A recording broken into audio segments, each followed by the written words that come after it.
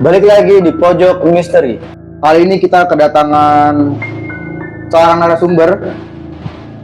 Beliau ini anak konglomerat, teman-teman. Harta berlimpah di mana-mana.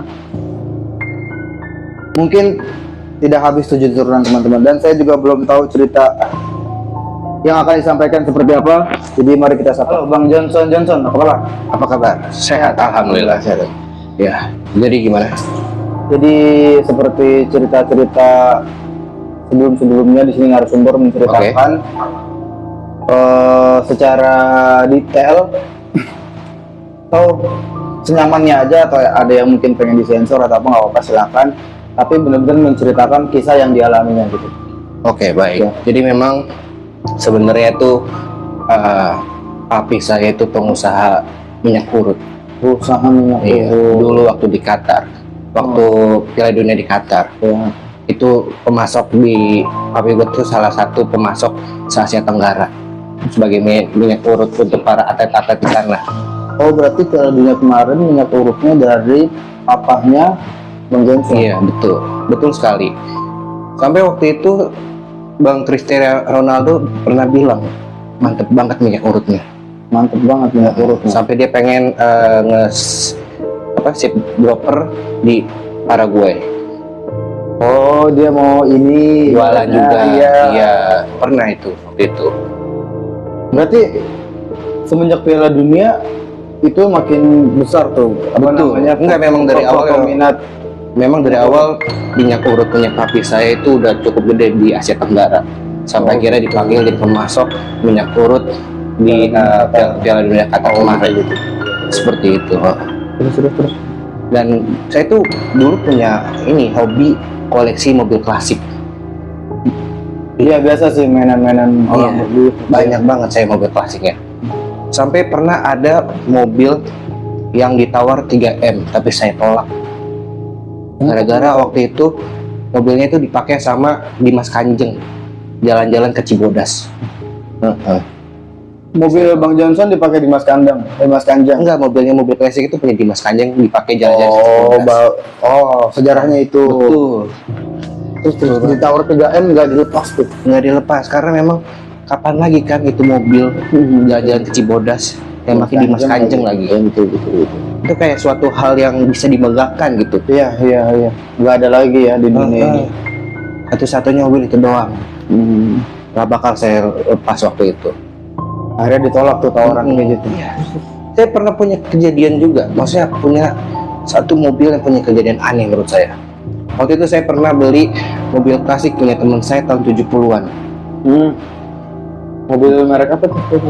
Waktu itu adalah mobil klasik yang tahun 70-an, saya lupa itu karena udah lama juga kejadiannya. Dan waktu itu benar-benar saya suka mobilnya. Dimana saya nggak tanya apa-apa, langsung saya bayar itu. Walaupun nggak pernah tahu sejarahnya kayak gimana dengan. Pokoknya lihat mobil itu antik langsung aja tanpa Iya, banyak betul. bacot langsung beli. Karena ada feel yang menarik saya gitu untuk Beli mobil itu. beli mobil itu. Iya. Karena tanpa itu. Tapi setelah berapa bulan saya pakai mobil itu, saya simpan di garasi, banyak kejadian-kejadian aneh. Kejadiannya Iya. tentang mobil itu. Betul. Itu salah satunya. Kayak waktu itu pernah ada anjing-anjing saya ngegonggongin mobil itu setiap pagi. Setiap pagi, sore, malam, Selalu digonggongin? Iya. Bahkan nih ya pembantu saya ikut ngegonggong. Saya nggak tahu kenapa. Saya nggak tahu. Saya sampai kaget gitu kan. Saya panggil pembantu saya. Bi, ngapain? Dia kaget terus sadar. Aduh mas, saya ngapain ya tadi ya? Bingung dia linglung. Oh, tanpa sadar ternyata si Bibi itu juga ikut gonggong. Betul. Kayak kerasukan sesuatu. Iya. Tapi waktu itu saya masih berpikir positif. Ya udah saya bilang aja mungkin dia kecapean. Saya suruh aja istirahat. Ya. Oke. Habis istirahat, besok paginya saya mau coba panasin sendiri mobilnya. Besok paginya tuh ya. Iya. Itu benar-benar pagi, masih sekitar jam 5-an. Itu maaf, sebelum masuk ke hari berikutnya, itu setiap pagi anjing gonggong sama si Bibi ikut gonggong, itu durasinya lama nggak? Cuma pas sejam, 2 jam atau gimana? Waktu itu kejadiannya memang anjingnya setiap pagi memang itu, tapi memang si baby gongol itu waktu baru-baru setelah saya mencoba mobil itu, sehari setelah mobil itu saya pakai. Maksudnya lama nggak dia ngegonggongnya? Dari jam 6 pagi sampai jam 2 siang atau gimana? Nggak cukup lama sih, paling 30 menit karena Oh, berisik 30 banget, menit saya aja. keganggu. Saya baru sadar anjingnya ngegonggong, tapi kok ada suara cewek. Ternyata bibi ikut gonggong. Bingung kan, makanya saya panik. Saya itu Udah Akhirnya- istirahat tuh bibi. ini istirahat. Akhirnya besoknya saya Coba manasin. pagi-pagi tuh. Saya penasaran ada kenapa nih. Ya pas besoknya saya manasin mobil sendiri pagi-pagi jam 5. Itu hawanya beda banget. Karena kan biasanya pagi jam itu masih hawa-hawa sejuk ya. Iya masih pagi belum. Itu bener-bener hawanya tuh menegangkan, panas. Itu bener-bener pas saya coba panasin mobilnya. Saya tunggu beberapa menit, 2 menit pertama. Saya melihat spion di atas.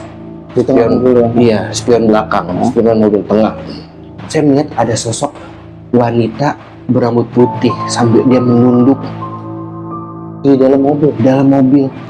Tapi pas saya tengok lagi, astagfirullahaladzim. Kaget mas, maaf. Saya kira penunggu studio. studio pop. Oh ya, Apa namanya? sorry mas ya. Yang baik. Jadi Mirip kayak gini, cuman putih rambutnya. iya, rambutnya putih dan Bajunya juga putih. Dan hawanya tuh bener-bener menegangkan banget. Asli. Terus saya coba nengok belakang, bener hilang, nggak ada orang.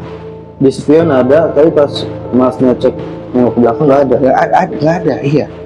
Terus saya coba lagi tuh lihat spion dengan beranikan diri. Saya cek, saya lihat, saya tanya, Mbak siapa? Terus dia perlahan mengangkat kepalanya. Saya lihat mukanya berdarah-darah, matanya memutih. Terus mbaknya bilang, jalan-jalan ke Yang Mas yuk. Wah, saya panik. Saya keluar aja tuh dari mobil, panik banget asli. Sepanik-paniknya. Diajakin jalan-jalan. Iya. Kapan sih mas? Saya tanya sih mas, pernah nggak diajakin jalan-jalan sama setan? Pernah sih, Nggak pernah, kan? jangan sampai. Saya takut mas.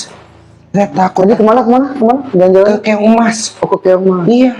Terus mas lu nggak mau? Ya namanya panik kan, saya kabur aja. Siapa tahu dibayarin. Ya namanya panik mas. Iya Saya hampir kencing, hampir kencing di tempat itu. Iya sih bener.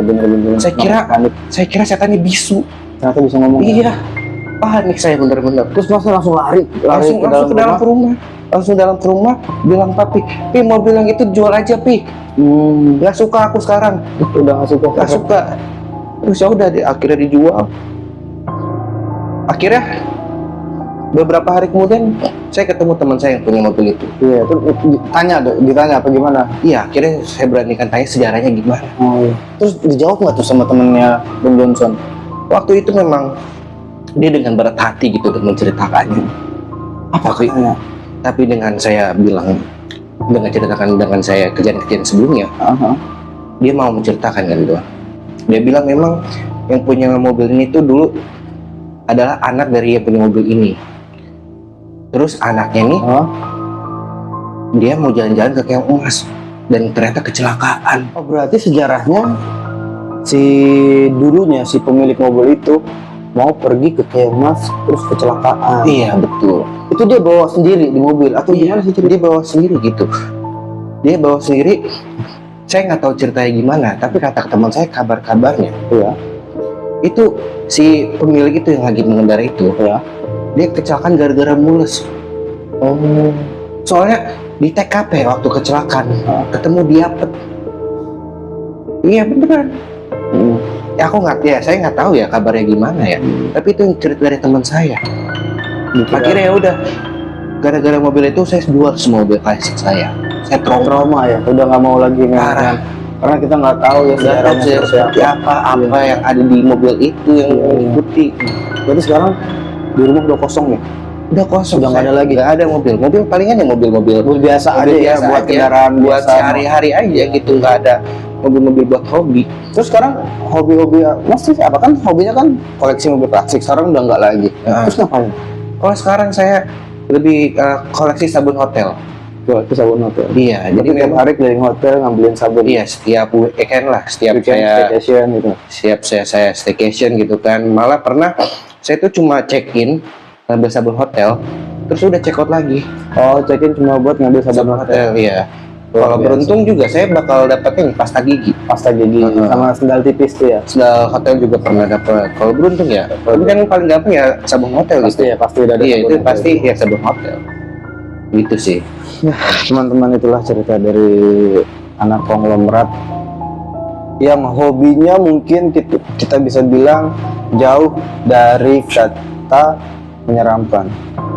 Tapi ternyata di balik itu semua ada kisah yang sangat tragis di balik hobinya Bang Johnson. Jadi teman-teman, buat teman-teman yang suka dengan konten parodi cerita horor, jangan lupa di subscribe, like, dan komen. Terima kasih Bang Johnson Sama-sama. ceritanya. Dengan senang hati, dengan senang Kalau jiwa. kapan-kapan ada cerita lagi, main ada pesan lagi Bang. Siap, nanti bakal saya cerita lagi. Terima kasih. Bye bye.